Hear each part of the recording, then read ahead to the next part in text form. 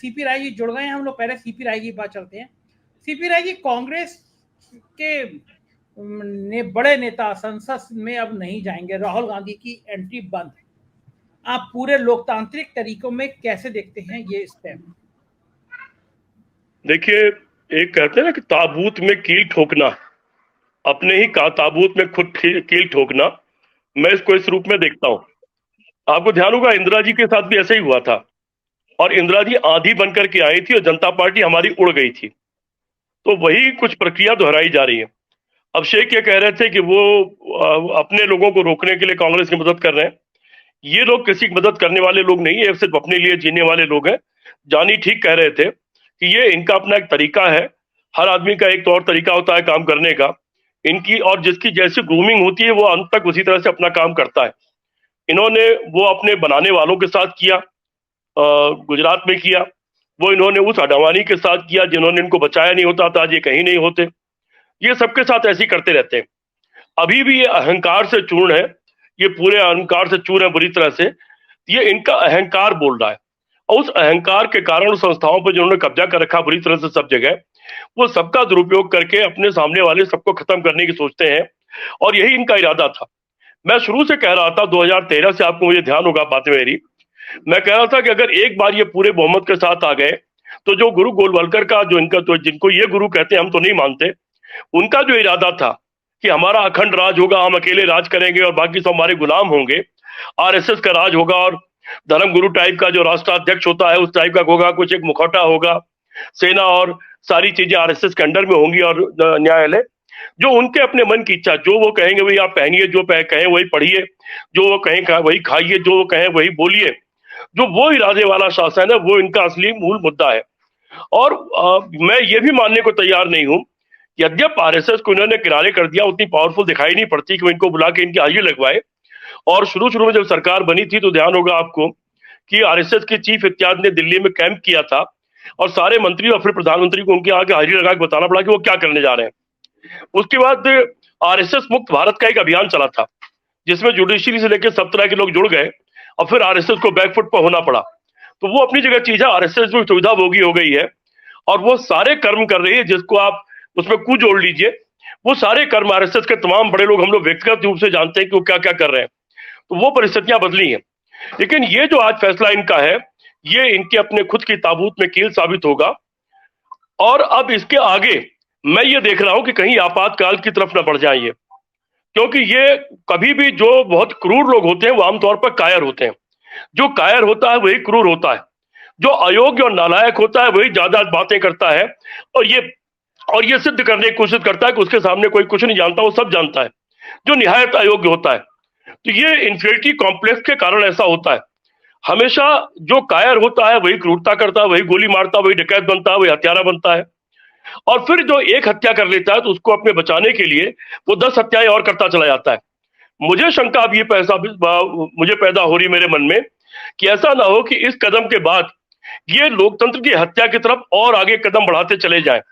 दूसरा, अभिषेक जी, एक बात मान के चलिए, मैंने पहले भी शायद किसी डिबेट में कहा था कि राजनीति पहाड़ की चढ़ाई है, जो बड़े धीरे धीरे झुक करके, कमर झुका के चढ़नी पड़ती है, और बहुत संभल करके, पैर जमा करके, सांस को मध्यम रूप से ले करके, ऑक्सीजन को सहेज करके उस पर पहाड़ पर चढ़ना और खड़ा रहना पड़ता है। और राजनीति बर्फ की फिसलन है, एक बार आप बर्फ पर, पहाड़ की बर्फ पर फिसल गए तो फिर सीधे नीचे खाई होती है। कोई पेड़, कोई पत्थर आपको रोक ले रास्ते में तो अलग बात है, नहीं तो आके आप जाके खाई में गिरते हैं।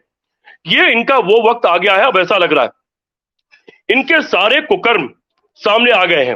राहुल गांधी के आक्रमण ने इनको बिलबिला दिया है। हम लोग पहले 138 लाख करोड़ की बात करते थे कि 70 साल में 54 लाख करोड़ का कर्जा बढ़ के 8 साल में 138 लाख करोड़ हो गया। लेकिन अभी नए में वो पढ़ रहा था कि वो बढ़ के 211 लाख करोड़ हो गया। रिजर्व बैंक के पास जो रिजर्व हुआ करता था देश के लिए कि जब कोई आपदा का वक्त आएगा तो उस रिजर्व को खर्च किया जाएगा, वो रिजर्व उन्होंने खाली कर दिया है। विदेश नीति ध्वस्त कर दी है। चीन से डरे हुए इनके विदेश मंत्री के बयान से जाहिर हो चुका है।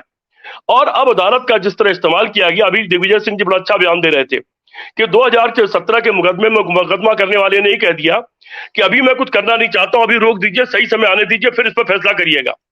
अदालत ऐसे फैसला करती हो, ये अदालत का मजाक है। और मुझे लगता है कि इसको चीफ जस्टिस ऑफ इंडिया जो इस वक्त है, जो ऐसा लगता है कि कानून के का पालन की रक्षा करना चाहते हैं, संविधान की रक्षा करना चाहते हैं, न्यायालय को स्वतंत्र रखना चाहते हैं, मुझे लगता है कि सुगो मोटो उनका इसका संज्ञान लेना चाहिए और संज्ञान लेकर के इसकी फाइल अपने पास तलब कर लेनी चाहिए। ये एक बड़ी बहस का मुद्दा अब छिड़ गया है।